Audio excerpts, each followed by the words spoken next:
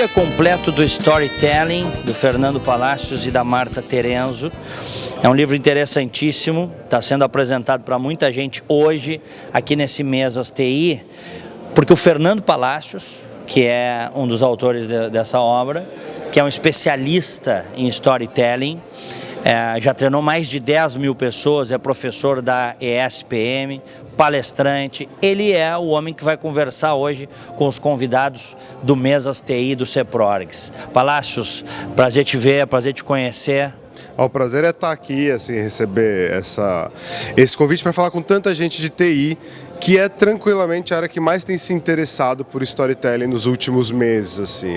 O pessoal de TI tem percebido que para conseguir inspirar, ou às vezes, muitas vezes até para conseguir convencer as outras áreas, né? Porque o TI é uma área que sempre foi muito técnica, sempre ficou muito fechado dentro do ar-condicionado, e aí de repente começa a perceber que para fazer o pessoal do marketing entender a importância da segurança da informação, se ele for falar muito de bits and bytes, a coisa não funciona tão bem. Na hora que você conta uma história, você conta um exemplo de alguém que não se preocupou com isso e deu errado, você inspira essa pessoa a refletir sobre isso. E isso tem um poder muito maior até de transformar o comportamento e de conseguir passar a sua mensagem, explicar o seu projeto, enfim. Então, por isso, muito TI tem buscado a metodologia do storytelling para o seu cotidiano e para as suas atividades de uma forma geral. Interessante, então é uma técnica, storytelling é uma técnica que te permite contar histórias, sejam elas quais forem.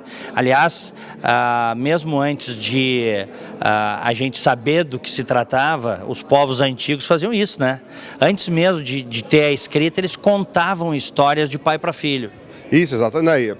O storytelling nasce para aí, justamente enquanto não tinha escrita e as técnicas não podiam se perder, então alguém vai caçar, consegue caçar o rinoceronte pela primeira vez. Tem que explicar para os outros como que você fez para caçar. Só que isso vai se perder, não tem como escrever, não tem como registrar. Então ele contava as histórias muito detalhada, de uma forma, e ao mesmo tempo com muita emoção, de uma forma que marcasse todo mundo. E aí uma geração explicava para outra, falava, não, o rinoceronte quase pegou, mas ele escapou. Então ele contava tudo de uma forma que todo mundo fosse lembrar e aquilo ficava marcado. E isso foi acontecendo durante milhares de anos. E até o começo do século passado, a tradição oral era muito forte, né? Então todo mundo contava história o avô contava para o neto, o pai para filho, geração para geração. E quem tem criança sabe que a hora que a criança termina de ouvir uma história, ou ver um desenho, ela termina de falar de novo, porque é o jeito dela aprender aquela história. Só que a gente perdeu essa tradição oral. O cinema fez com que a gente parasse de ouvir história e ver história. O narrador não te conta mais, ele te mostra, a história está acontecendo. Então as pessoas desaprenderam a contar a história. E aí todo mundo conta de um jeito que é meio quebrado, que é imperfeito, então as histórias não ficam tão interessantes. E aí a ideia do storytelling é resgatar essa forma de contar a história, de montar, estruturar uma história e conseguir deixá-la mais interessante em qualquer contexto. Seja você contar a sua história de vida numa entrevista de emprego, seja você numa conversa com os amigos no bar também contar uma história, ou seja você transformar o seu projeto numa história, né? Tem várias formas de olhar para isso. E o que a gente até vai conversar aqui um pouco hoje é isso, dar alguns exemplos em que isso foi muito relevante, em que isso funcionou muito bem. Por exemplo, antecipam para mim aqui.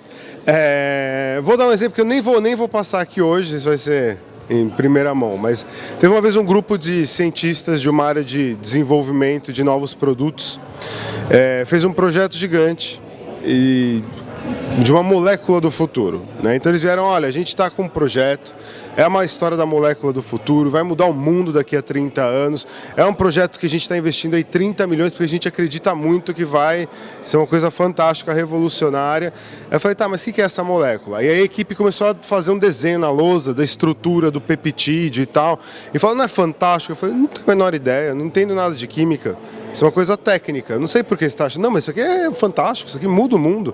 Eu falei, não sei, talvez não, talvez seja a molécula d'água, eu não tenho a menor ideia disso. E o board, para quem você tem que apresentar o projeto, também não. Porque o board, sabe o que ele ouviu dessa história inteira? Números. Demora 30 anos, custa 30 milhões, ele não vai aprovar. Essa história desse jeito não passa. E aí, vamos fazer diferente. Esquece a molécula. daqui a 30 anos, vamos para o futuro, vamos pensar numa história que se passa no futuro. Então como que vai ser o mundo daqui a 30 anos? Pensa o mundo 30 anos atrás. A gente quase não tinha celular, os computadores pegavam a mesa inteira, era uma coisa... De repente, se a gente volta no passado e fala para alguém no passado, olha, eu tenho um celular que de qualquer lugar do mundo eu acesso qualquer informação na palma da minha mão. Ninguém ia acreditar nisso, né? O conceito de Wi-Fi, nada disso no teu cabo, né? Mudou muito, de repente, em 30 anos. Agora imagina daqui mais 30, como que o mundo vai estar transformado. Então vamos contar uma história de alguém vivendo nesse futuro, completamente incrível, tecnológico. Só que essa pessoa, ela vai estar numa crise difícil, porque a gente vai contar uma história no dia 12 de junho de 2045. Apesar de toda essa tecnologia, toda essa revolução, o ser humano é sempre o mesmo. E alguém solteiro no dia dos namorados fica... É verdade. Fica aquele dia meio esquisito. Então esse personagem, ele tá solteiro no dia dos namorados, um monte de coisa incrível ao redor dele, mas ele não tá nem aí, ele tá só preocupado que ele tá solteiro e recebe o presente de uma admiradora secreta. Quando ele abre o presente, tem uma molécula revolucionária que vai mudar a vida dele. E aí a gente falou das características da molécula. Então ficou muito mais fácil de entender o que era essa molécula, mostrando ela sendo usada por alguém de uma história, do que querer falar de atributos técnicos e os assets e as vantagens e as estruturas. Porque no final o que um ser humano se conecta com outro é o ser humano com o ser humano. Não é um ser humano com uma marca, não é um ser humano com um produto, não é um ser humano com uma ideia, é sempre uma pessoa com outra pessoa e no meio disso tudo entram os assuntos, entra tudo isso. Eu estou vislumbrando isso tudo, por exemplo, que infelizmente também há uma vertente, mas a gente não pode deixar de fazer o bem porque existe a vertente do mal. Okay. Marqueteiros políticos, por exemplo, né? Sobretudo em país como o nosso, que manipulam a realidade, trazem as pessoas para dentro de uma realidade virtual que não existe. Até nessa campanha eleitoral, Palácio, a coisa está mais limitada, porque tem menos tempo de TV e mais drops. Mas antes eles contavam, eles faziam novelas na televisão, te lembra? E se manipulou muita gente, as massas foram muito manipuladas em razão de um storytelling, de se conseguir, por exemplo, ter controle da técnica com maestria, mas usar para o mal. Olha, é interessante você comentar sobre isso, porque eu já dei palestra, inclusive, no Senado Federal, né? E quando eu fui para lá, eu fui com uma expectativa, uma ideia, e eu fui falar muito até de ética no storytelling, né? Porque não existe uma mentira tão bem contada que não deixe rastro. E qualquer pessoa que comece a cutucar a história, se ela for... Você diz que é uma história real, mas se a pessoa começar a questionar ali e ela for mentirosa, alguém vai descobrir. Sempre vai deixar um fio solto. A história de que mentira tem perna curta. Mas quando eu fui conversar com eles, eu vi que eles tinham uma maturidade de storytelling, de entender as técnicas e tudo isso, muito além do mundo corporativo, mas muito além, muito. Senadores. Os senadores, os assessores dos senadores, eles já compreendiam como as histórias funcionam, mas anos à frente do mundo corporativo, assim. Então, e aí, ao estudar mais sobre isso, eu comecei a perceber que a política usa o storytelling desde os primórdios, desde a época das cavernas, no meio dessas histórias de ensinar a caçar, também tinha as histórias que ajudavam a justificar por que aquela pessoa é o líder da tribo. Ah, não, mas ele tá lá porque, pô, Deus disse que ele é importante, ou ele é filho direto de Deus. Então tinha uma série de histórias que ajudavam a inclusive, legitimar o líder. Interessante isso. E até hoje essa estrutura continua. E por mais que tenha menos tempo de TV, você tem mais tempo de internet. E aí essas histórias, todas que apareciam na TV, essas novelas, elas vão migrar para as redes sociais, a gente vai acabar vendo isso de qualquer forma, não vai escapar disso. Aí entra um outro lado muito interessante de você estudar como as histórias funcionam. Porque isso também é uma defesa pessoal sua. Quando você entende como a manipulação funciona, você também começa a se precaver, você também começa a aprender como desconstruir essa história que está sendo passada para você e conseguir questionar, conseguir ter uma visão mais crítica.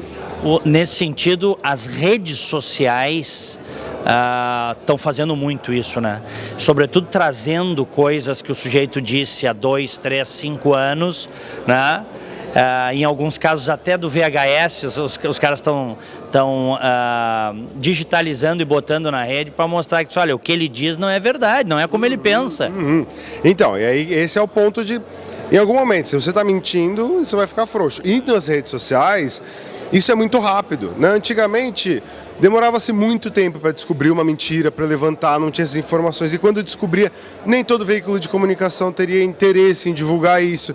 Então a informação ficava muito presa, as histórias ficavam muito mais numa visão de um foco. Com a rede social isso muda. Você vai lá e coloca um post contando uma história, qualquer pessoa pode vir comentar e falar, não, pera, não é bem assim, coloca um link e leva para um lugar que vai desmontar aquela história. Então, o jogo dessas histórias ficou muito mais complicado. Mentir hoje em dia é muito mais difícil do que mentir no passado. Né? Porque você vai ter, inclusive, gente que entende muito de storytelling na oposição, do outro lado também, falando, não, pera, essa história que ele está falando não é bem assim. E já vem desconstruir essa história. Isso serve para político, isso serve para empresário, para empreendedor, serve para empresa. A empresa vai lá contar uma história e fala assim, não foi isso que aconteceu nesse desastre, não. Eu tenho aqui foto, eu vou mostrar. Então, o mundo ficou muito mais difícil e quem não entende muito de storytelling, tentar contar uma história, pode se perder muito aí no caminho. Bom, e é esse conhecimento, essa técnica que o Palácio vai passar hoje para esse público seleto aqui do CEPRORGS, do Mesas TI. Cumprimentos, parabéns. Obrigado. E vai ser um negócio interessantíssimo. Eu estou vidrado aqui aguardando. Um grande abraço. Obrigado. Foi um prazer e depois, se você quiser conversar mais, estou à disposição. Obrigado, terei uma honra. Obrigado. Sempre um prazer conversar com o presidente do CEPRORGS, Diogo Rossato, que é o grande anfitrião desse Mesas TI, em que nós temos hoje alguém que vai, e eu acho sensacional as palestras, os temas que vocês escolhem, Diogo, alguém que vai contar como se contar uma história, seja dentro da família, seja no ambiente empresarial, seja na política, seja na universidade, o tal do chamado storytelling que o Palácio vai contar. Parabéns pela escolha. Maravilha. Bom dia, Diego, bom dia a todos, obrigado pela presença mais uma vez e tá nos apoiando aí, divulgando nossos eventos aqui, o Mesas TI.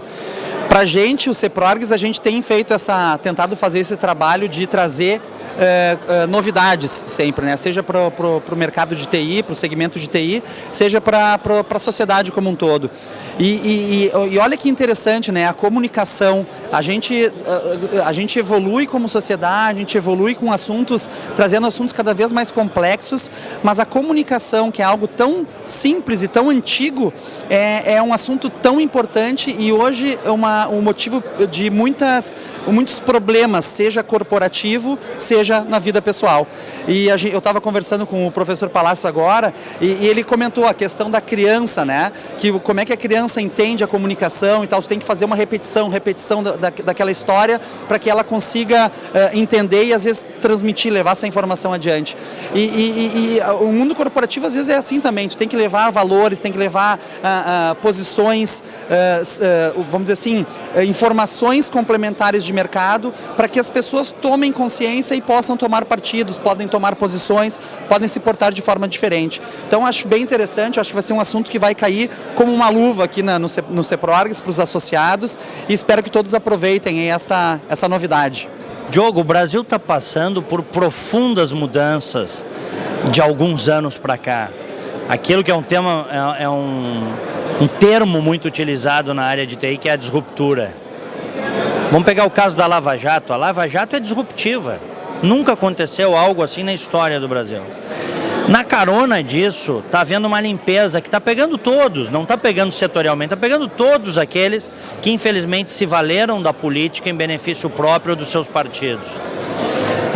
Nós vamos ter um novo Brasil surgindo aí, eu não tenho dúvida, porque as velhas estruturas políticas, elas estão ruindo. E nós vamos precisar de muita gente disposta a essa reconstrução, com novas bases, com novas ideias. O setor de vocês é fundamental. Sim. O setor de TI, que tem uma cabeça aberta, tem jovens. Quando eu falo jovem, não precisa ter 15 anos. Ela pode ter 40, 50 anos, é um jovem. É o teu caso, dos teus pares. E não precisa ter cabelo necessariamente também. Principalmente. Vocês estão se preparando para isso? E sobretudo para estar nessa onda e para auxiliar nessa onda? Quer dizer, isso tudo que está acontecendo não teria acontecido, por exemplo, se não tivesse TI, redes sociais. Sim. As redes sociais tem um papel fundamental. A comunicação, de novo, a gente está falando, né? Comunicação, a informação. Bom, Diego, assim, ó, é um desafio muito grande, né? Eu tenho certeza não só para o CEPRORGS, para o segmento de TI, mas para os outros setores.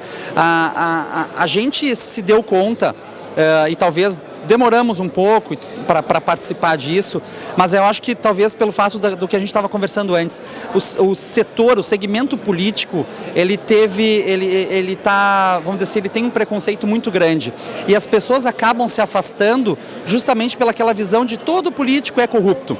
Então, as pessoas que poderiam fazer alguma coisa, poderiam se envolver, acabam não se envolvendo por temor, talvez, de serem reconhecidos também como pessoas desonestas, né? E a gente vê isso direto, quando a gente faz um contato com um político, a gente vê essa questão, a gente tenta ter uma abordagem um pouco diferenciada e a gente sempre sai com um pezinho atrás. Será que o que está sendo trazido aqui vai ser algo que vai ser levado adiante? Será que isso é a verdade realmente? A gente pode acreditar? Então eu acho assim, ó, quis fazer um gancho contigo, porque assim, ó, é efetivamente obrigado a gente, a sociedade, começar a fazer parte disso.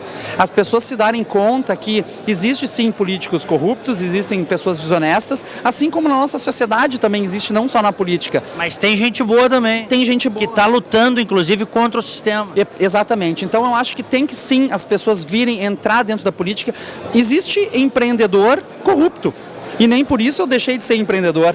Existe jornalista corrupto, nem por isso deixaste de ser jornalista. E político existe os dois lados. Então a gente tem que entrar de cabeça nessa, vamos dizer assim, nesse desafio, tentar ajudar a toda a sociedade a realmente passar dessa etapa. Nos últimos 2 anos a gente teve aí um retrocesso muito grande no nosso país. Nós estávamos crescendo e tendo um potencial fortíssimo apresentado para o mundo inteiro e agora nós estamos nesse retrocesso. As empresas têm que retomar o seu crescimento, a economia tem que retomar a sua pujança, tem que realmente criar um cenário novo para que haja a retomada do crescimento das empresas. Então, eu acredito sim nessa mudança, eu acho que pode acontecer. A gente está vendo uma mudança não só no cenário econômico, mas no cenário legislativo, as leis estão sendo questionadas, a questão ontem nós tivemos com o ministro do Trabalho, muito participativo, uma posição muito bacana para a sociedade como um todo, não só defendendo o empresário. Ele falou exatamente isso para nós. Nós estamos alinhados com os empresários e também nós temos um alinhamento com os sindicatos laborais. Eles querem também uma flexibilização. O funcionário, e na minha empresa é assim, o meu funcionário quer ter uma legislação mais liberal. Ele quer fazer o seu horário, ele quer trabalhar de uma forma mais tranquila, mais transparente com a empresa. E hoje a legislação não permite, né? A questão da contratação de serviços especializados é outra coisa que vem a agregar muito à nossa economia. Então, tudo isso, o CEPRORGS está com essas bandeiras levantadas e está participando diretamente da política do nosso país, do nosso estado, do nosso município, para tentar buscar, sim, melhores condições para todo o nosso ecossistema de TI que a gente montou, vamos dizer assim, e está muito próximo, e a gente está vendo aqui hoje mais de 200 pessoas participando do nosso evento. A gente tem muito orgulho disso e a gente quer continuar fazendo esse trabalho e mostrar resultado. As pessoas estão convidadíssimas a participar, a trazer sugestões, pautas, e a gente está disposto a levar essas bandeiras e trabalhar e lutar por um Brasil melhor. Excelente, excelente. Cumprimentos, Diogo. Muito bom. Parabéns mais uma vez por esse Mesas TI e, sobretudo, pelo engajamento de vocês. Tu disseste que vocês estiveram conversando com o ministro do Trabalho. É fundamental dar suporte para as mudanças que sejam boas para trabalhadores e para empregadores. Do jeito que está, não está bom para ninguém. Não está bom para ninguém. E lembrando que daqui 16 dias são as eleições estão aí.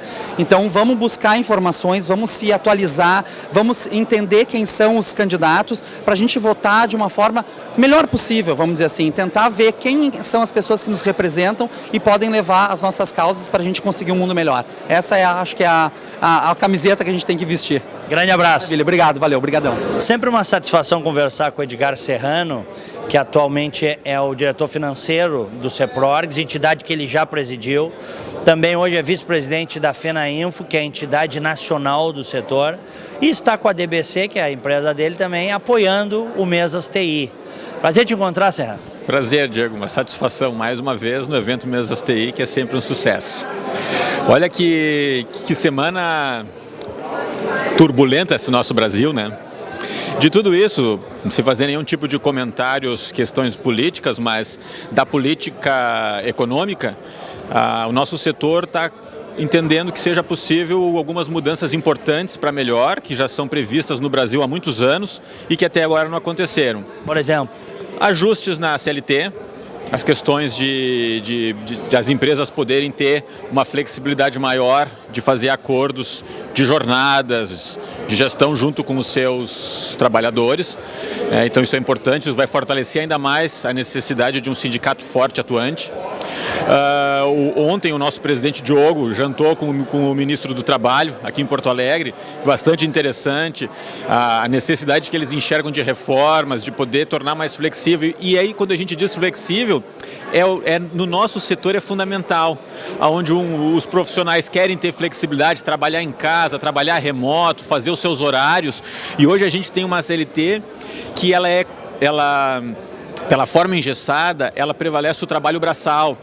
Por exemplo, eu não posso fazer menos de 1 hora de almoço, mas se eu sou um estivador e vou almoçar e daqui a alguns minutos vou começar a botar sacos de cimento ou de qualquer outra coisa nas costas de 50 quilos, realmente eu não posso. Mas eu quero fazer um lanche rápido e em 40 minutos voltar a trabalhar, por que não?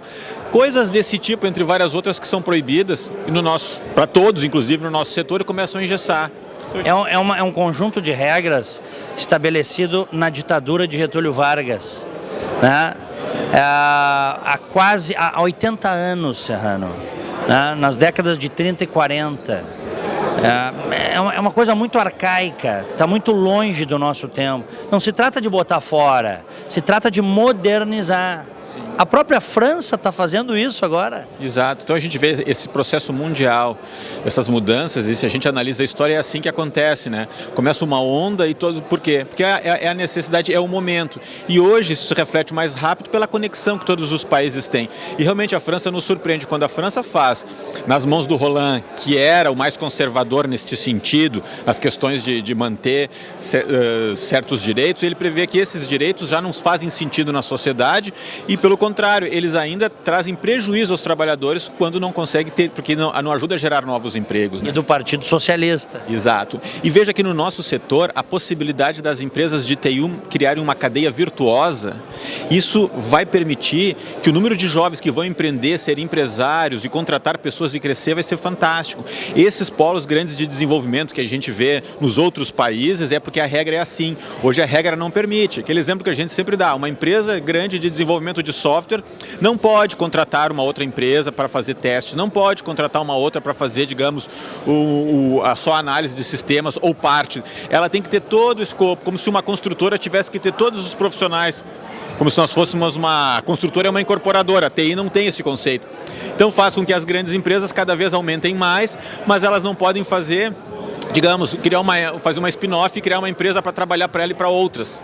Isso dificulta o empreendedorismo. E aí o que diz? Mas a gente deixa fazer, mas ninguém vai criar um plano de negócio sabendo que tu tem que ir à margem da lei, a segurança jurídica que o ministro do Trabalho está dizendo. Não posso dizer assim, a partir de hoje os juízes passaram a condenar essa atitude. Tem que ser uma coisa certa. E já está muito antigo, 80 anos, está na hora de mudar. É isso que a gente espera que aconteça e tem ventos para isso, né? Eu acho que o momento é esse. Sem dúvida. Cumprimentos pelo trabalho. Muito obrigado, uma satisfação.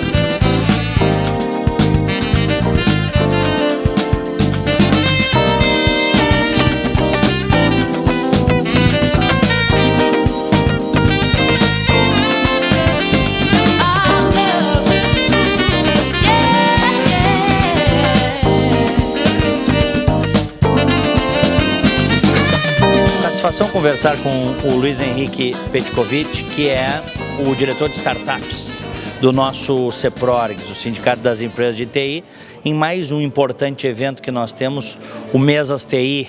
Prazer te ver, Petkovic. Prazer, é uma satisfação falar contigo, uma alegria estar participando aqui, colocando as notícias, ideias e trazendo todas as novidades que a gente tem aí para as startups, o CEPRORGS tendo a participação junto ao Mesas TI, que a gente organiza esse evento e traz novidades, traz um ponto de inflexão para as pessoas, empresários, associados virem, participarem, escutarem pessoas falando sobre assuntos que são fora do dia a dia nosso, mas que fazem com que a gente pare e reflita alguma coisa para o futuro, né?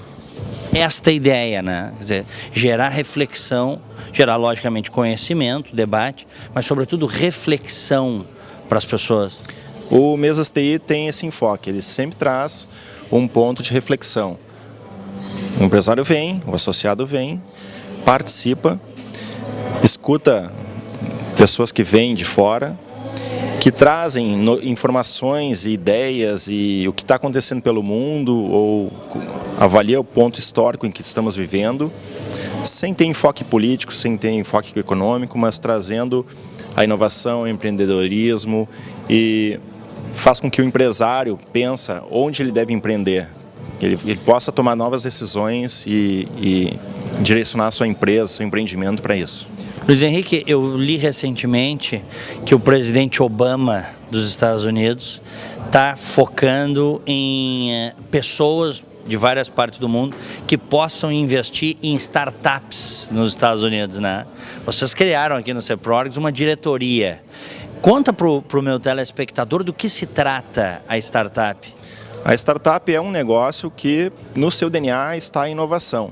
Ela está buscando a inovação, trazer algo novo no mercado, mas é um negócio que ele não está nascendo para, vamos ver se vai dar certo. Tem um grau de risco, mas é um grau de risco calculado onde o empresário ele está buscando alcançar o mercado, crescimento rápido e, dentro do possível, atrair investidores para que esse negócio cresça mais rapidamente. Claro, trazendo sempre benefício, não é um negócio só para ganhar dinheiro, mas que traga um bem para a sociedade. E como é que nós estamos nesse sentido aqui no Rio Grande do Sul? Hoje pela manhã eu estava participando de um evento que estávamos falando sobre inovação e startups. O Rio Grande do Sul ele é o segundo polo de inovação e tecnologia no Brasil. Então nós temos todas as condições para ampliar, crescer e caminhar a passos largos aí. Claro, existem pontos que devem ser trabalhados, a questão legislativa, para que a gente possa promover e fazer com que as startups cresçam, né? O empresário venha a pegar a ideia que ele tem e, vou criar uma startup, vou investir nisso, vou enfrentar o risco e vou para cima, que nem a gente fala, né? Que tem, né? Tem. Muitas vezes são jovens que não sabem necessariamente como gerenciar um business, né? Tem uma boa ideia, mas pecam nisso. Quer dizer, não é um pecado, é a coisa da juventude, da falta de experiência. Exatamente. Eu tive a oportunidade em 92 de criar uma empresa. Na época era um empresário jovem começando. Hoje essa empresa teria o nome de startup. Quer dizer, está investindo num risco com uma ideia brilhante ou não, mas com uma ideia que vai fazer diferença numa empresa, trazendo redução de custos, melhores resultados, melhoria na vida das pessoas. E aí que o sindicato entra, por quê? Porque a maioria das startups, elas trabalham com tecnologia. Elas estão baseadas num aplicativo, no famoso app, né? Então, assim, quem não tem smartphone hoje? A maioria das pessoas tem um smartphone. Então elas são possíveis usuários ou clientes de um aplicativo de uma startup. A tua empresa, essa de 92, ela parou no meio do caminho para surgir outra ou está aí até hoje? Ela parou no meio do caminho para surgir outra por questão de foco, né? Então, Que acontece também, né? Exatamente. De 92 a 2000 eu fiquei nessa empresa, tinha sócios, eles seguiram o mesmo caminho, seguiram no caminho e eu parti para um outro caminho em 2000 e sigo na mesma empresa até hoje. Até hoje. Então tá joia. Cumprimentos, Luiz Henrique, pelo trabalho e parabéns por mais um Mesas TI. Obrigado pela oportunidade e te agradeço vocês a presença e poder desfrutar, passar informação para os nossos ouvintes. Um abraço. Um abraço. O André Streppel, que está aqui comigo, é uma satisfação sempre conversar contigo, André. É o diretor de desenvolvimento humano do CEPRORGS. E hoje nós vamos ter algo que tem tudo a ver, mais uma vez, com desenvolvimento humano. Storytelling, quer dizer, a arte, a dinâmica, a técnica de se contar histórias. Cumprimentos pela iniciativa. Agradeço aí a tua presença, agradeço aí também a participação aí dos telespectadores e realmente a questão do storytelling está muito presente na vida de todo mundo, né? Não só na vida dos empresários, eu que no meu dia a dia faço muita entrevista para recrutamento e seleção, enfim, todos os dias são muitos storytellings que a gente escuta e a gente vê cada vez mais a importância da pessoa saber contar a sua história, né? O Palácio falou disso até, né? Numa entrevista de emprego, faz toda a diferença, não só, né? Mas se o sujeito souber como se vender dentro de uma verdade que é a história dele. Sem dúvida, é muito importante a pessoa conseguir colocar a sua história de uma forma que seja interessante para quem está escutando, ressaltando os pontos positivos, falando inclusive também dos pontos não tão positivos assim, mas de uma forma que agregue valor na conversa e para quem está recebendo a história, né? De uma forma transparente, né? De uma forma transparente, fundamental. Inclusive essa semana eu estive participando na FADERGS da Feira de Empregabilidade e Empreendedorismo, onde eu ministrei uma palestra justamente contando a minha história, minha trajetória de mudança de carreira do esporte para a vida corporativa. E foi uma transição na faixa de 26, 27 anos de idade, não tão novo assim, e realmente foi muito valioso e a questão do storytelling se fez muito presente porque tinha muita gente lá na mesma situação, numa fase em que está repensando a carreira e numa idade que ainda é muito provável e muito possível fazer isso, né? Como é que foi isso, André? A minha transição foi uma transição bem marcante, assim, eu velejei muito intensamente, profissionalmente, até os 25 anos, velejei com o Robert Scheid, participei de campanhas olímpicas, pan-americanas. Tu eras até os 25 anos essencialmente um desportista. Exatamente, e a minha primeira participação no mundo corporativo, eu entrei numa sala já como líder de uma equipe de recursos humanos, sem ter a menor noção do que fazia a área de recursos humanos, ou sem nunca ter trabalhado efetivamente dentro de uma empresa. Meu primeiro dia de trabalho numa empresa, eu sabia basicamente velejar, entendia de vento, onda, tempo, barco, então realmente eu tive uma boa oportunidade de aprender e junto com uma equipe que me fortaleceu bastante também. Bom, mas tu conseguiste levar pontos do desporto, da vela, da competição para o teu business, para o teu negócio, para o teu dia a dia também. Tem alguns elementos que são indispensáveis em qualquer profissão, em qualquer atividade, na verdade, né? Que é a questão da disciplina, a questão do relacionamento interpessoal, do trabalho de equipe, do foco e determinação fundamental para que qualquer um atinja algum resultado. Então são elementos que no esporte a vantagem é que a gente consegue aprender e desenvolver isso desde criança, desde muito novo. E o esporte realmente ele evidencia essas questões, né? Então assim, desde quando a gente coloca uma criança numa escolinha esportiva, ela já está desenvolvendo aquilo ali de uma maneira criativa e brincando. E depois na vida adulta, simplesmente isso se reflete e muitas vezes as pessoas nem sabem de onde, mas aquela escolinha infantil ou aquela prática daquela modalidade esportiva realmente é o que fez alguma diferença. Entendeu? Muito bem. Bom, e a essência de qualquer organização, de qualquer coisa que se faça, é o ser humano. Mesmo que a máquina daqui a pouco esteja aí, por exemplo, na Coreia do Sul eu vi uma montadora que é considerada a mais robotizada do mundo, tá? Mas, no entanto, por trás dos robôs tem operadores, tem pessoas operando, tá? O robô trabalha na repetição, mas tem que ter quem programe, né? Tem que ter quem opere, quem visualize. E uma questão também muito importante que a gente nunca pode esquecer é que toda a tecnologia ela está a serviço do ser humano. Então, por mais que a gente desenvolva a tecnologia, por mais que a TI realmente cresça e agregue valor e serviços, todo esse serviço, todo esse valor é para o bem do ser humano. Então, o ser humano, além dele desenvolver a TI também traz um valor para ele, que é a facilidade de trabalho, é a agilidade, enfim, a automação de processos, é todo um lado que facilita a nossa vida. Então esse que é o grande objetivo, é o bem-estar do ser humano, apesar de a TI estar muito vinculada a questões de robótica e programação. Muito bom, cumprimentos pelo trabalho, André Streppel. Agradeço aí mais uma vez a tua presença, enfim, vamos ver aí agora um pouquinho de storytelling. Bem, o Jorge Krug, que está aqui comigo, sempre um prazer te encontrar, Jorge, é o diretor de TI do Banrisul, que é considerado aí uma das instituições financeiras que está mais up-to-date, né, no aspecto de prestação de serviço, na área de TI dentre as instituições bancárias brasileiras, né? Prazer te encontrar. Muito legal, muito obrigado, Diego. E realmente né? O banco é o 6º banco brasileiro hoje. Do universo de bancos estaduais, nós temos hoje 5 bancos estaduais no país. E o Banrisul está qualificado como num modelo de banco dos grandes bancos brasileiros. Né? Nós estamos aí com o Banco do Brasil, Bradesco, Itaú, Caixa, Santander e Banrisul. Então, na parte de banco como banco brasileiro, está muito bem estruturado. E também na tecnologia, o banco é uma grande referência. Uma referência em desenvolvimento de sistema e também uma referência em segurança. Isso é fundamental, né? Não tem dúvida disso. A gente tem desenvolvido muita coisa interna, o banco tem colocado muito serviço para os seus clientes e estamos aí migrando para essa nova plataforma daquilo que nós chamamos de banco digital. Então, em breve, nós vamos estar anunciando aí serviços orientados ao mundo digital e a população vai estar sabendo aí que o banco vai estar dando um grande passo nesse sentido. Como é que é isso? Isso nós estamos abrindo um canal na mobilidade, no mundo dos smartphones, e o banco passa a ter, então, um novo segmento nesse sentido.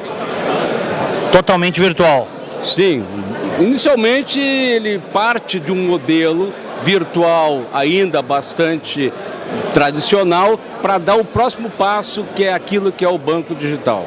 Porque hoje as plataformas estão aí, né? Hoje já dá para fazer tudo pela internet praticamente. Mas nós estamos falando um pouco mais que a própria internet. A internet, o banco na internet já existe há muitos anos. Nós estamos passando um banco em que as aplicações passam a ter um mundo mais virtual. E em cima da mobilidade, é claro, né? Deixa eu aprofundar contigo isso, me interessa. Por exemplo, o que o cara poderá fazer pelo smartphone que ele já não faz hoje? O banco está abrindo um canal no smartphone, já existe o mobile banking, mas nós vamos mais adiante que isso. Nós vamos fazer serviços em que o próprio cartão do banco passa a ser virtualizado. Interessante. Entendeu? Então nós vamos virtualizar dentro da estrutura do smartphone o cartão de operação financeira.